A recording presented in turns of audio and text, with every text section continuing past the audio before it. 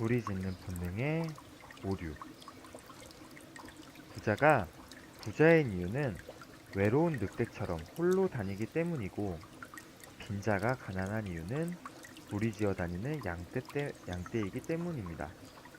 투자에서 성공하려면 논리를 떠나서 항상 소수편에 서는 게 유리합니다. 그러나 무리짓는 본능은 이런 소수편에 서는 걸 방해합니다. 무릎에서 사고 어깨에서 팔기 어려운 이유에 대해서 설명드리도록 하겠습니다. 최초의 인류인 오스트랄로피테쿠스는 체격이 지금의 12살 어린이 정도로 아주 작았다고 합니다. 왜소한 체격에 별다른 무기가 없었기에 만약에 혼자서 맹수를 만나면 살아남기 어려웠습니다. 그러나 여러 명이 무리를 지어 있을 때는 맹수의 습격을 받아도 한두 명이 희생되더라도 대다수 인원은 살아남을 수가 있었죠. 또 사냥을 할 때도 무리지어서 해야 큰 사냥감을 잡을 수 있고 성공률도 높았습니다. 다수의 행동을 보고 따르는 게 생존에도 유리했습니다. 초원을 걷다가 갑자기 선두에 동료가 뛰기 시작하면 무리 전체가 이유도 모른 채 무작정 함께 뛰었습니다. 맹수가 나타났을지도 모르기 때문이죠. 일단 동료들과 행동을 같이 하는 것이 현명한 처신이었습니다. 만약에 동료들을 따라 뛰지 않는 주체성을 가진 사람이 있었다면 그는 필경, 사자밥이 되었을 것입니다. 원시인들은 불확실한 상황에서도 무리짓고 남들을 따라하는 게 생존에 유리하다는 걸 배웠습니다. 이처럼 무리지어 살아온 시간이 수백만 년 동안 이어지다 보니 무리짓는 본능이 인류의 유전자에 식재되어 현재의 우리에게도 유전된 것입니다. 그러나 오늘날 현대인이 사는 환경은 원시시대와는 다릅니다. 현대 사회에는 더 이상 인간의 생명을 위협하는 맹수가 없으며 단체로 사냥을 해야 할 필요성도 없습니다. 그러나 현대인은 여전히 원시적 본능인 무리짓는 본능을 가지고 있기에 여러 가지 오류를 범하고 딜레마에 빠지게 됩니다. 대다수의 사람이 슈퍼리치를 꿈꾸지만 성공하는 사람이 몇 안 되는 것 역시 여기에서 이유를 찾을 수가 있습니다. 가장 대중적인 재테크 수단인 주식과 부동산만 해도 대부분의 사람들이 최고점에서 사고 바닥에서 팔기를 반복합니다. 무릎에서 사고 어깨에서 판다는 말이 전설처럼 전해지고 있지만 이 단순한 지침조차 따르는 사람이 그리 많지 않습니다. 이것이 사람의 본능입니다. 혼자 움직이는 것보다는 다른 사람들의 분위기를 살펴 같이 움직이는 것이 리스크를 줄이는 방법이라는 무리짓는 본능 때문이죠. 부자는 외로운 늑대, 빈자는 무리짓는 양떼입니다. 한자로 부란 글자를 보면 기아집 과, 밭은 가지되 입은 하나인 것을 말합니다. 즉, 부자가 되려면 재산인 기와집과 밭을 가지되 소비하는 식구가 적어야 한다는 뜻입니다. 또 우리 속담에 소문난 잔치 먹을 것 없다란 말이 있습니다.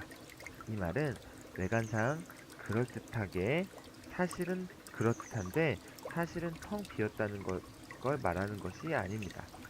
잔치가 소문이 났으니 얼마나 많은 입들이 달려오겠는가. 아무리 음식 준비를 많이 해도 내 입에 돌아오는 건 언제나 모자란다. 그러니 많이 먹으려면 소문나지 않은 잔치집을 찾아라. 라는 뜻입니다. 결국 부자가 되려면 대중을 따르지 않고 고독하게 홀로 남는 것이 좋습니다.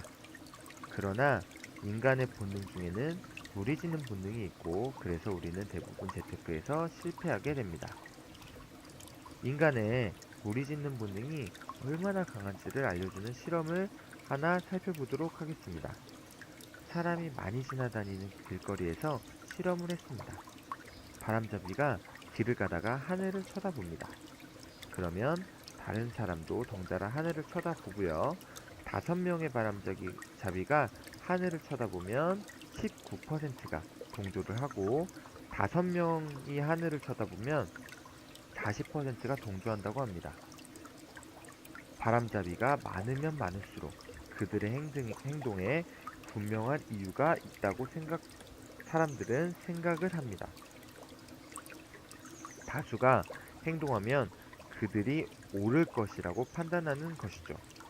그래서 다수가 건넌다면 건널목의 신호등이 빨간물이어도 상관하지 않는 것입니다.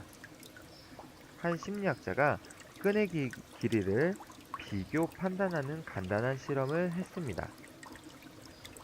실험 대상자는 보기로 주어진 끈과 같은 길이의 끈을 선택하면 됩니다. 바보가 아니라면 누구든지 아주 쉽게 알아낼 수 있는 단순한 문제입니다. 혼자서 이런 문제를 풀면 100% 정답을 고를 수 있습니다. 그런데 여러 명이 함께 문제를 풀면 상황은 달라집니다. 실험에 바람잡이들을 등장시켰고요.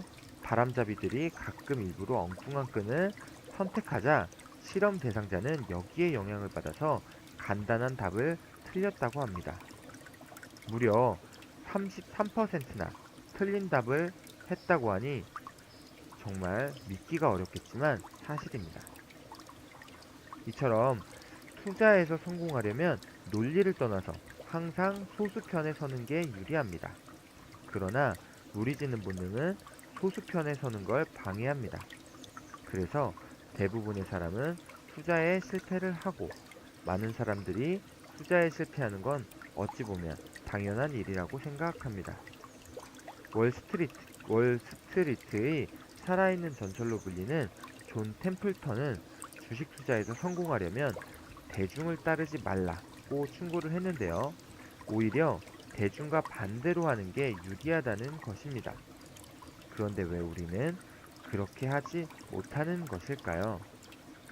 폭락할 때 주식을 사야 한다는 것을 우리 모두 머리로는 알고 있습니다. 지난번 폭락 때 주식을 사지 못한 걸 아쉬워하며 한 번만 더 폭락해봐라. 그땐 꼭 사야지. 그렇게 다짐하고 또 다짐합니다. 그러나 막상 시장이 폭락하고 투자자들이 무리지어서 탈출하려 아우성을 치는 상황이 벌어지면 사정이 달라집니다. 이번엔 정말 세상이 끝날 것 같아. 이번 위기는 예전의 위기와는 정말 너무 달라. 이번엔 정말 너무나도 심각해. 나도 파는 게 좋을 것 같아. 이렇게 행동하는 게 보통 사람들의 반응입니다. 왜 그러냐고요? 인간의 유전자가 그렇게 생겨먹었기 때문입니다. 위험이 닥치면 생각하지 말고 도망가라고. 유전자에 이미 프로그래밍 되어 있기 때문입니다. 결국 이 무리짓는 본능을 극복한 사람만이 투자의 대가소리를 들을 수 있습니다. 부자가 부자인 이유는 외로운 늑대처럼 홀로 다니기 때문이고 빈자가 가난한 이유는 무리지어 다니는 양떼이기 때문입니다. 투자에서 성공하고 싶으신가요? 논리를 떠나서 항상 소수편에 서 보시기 바랍니다. 무리짓는 본능 꼭 극복하셨으면 좋겠습니다.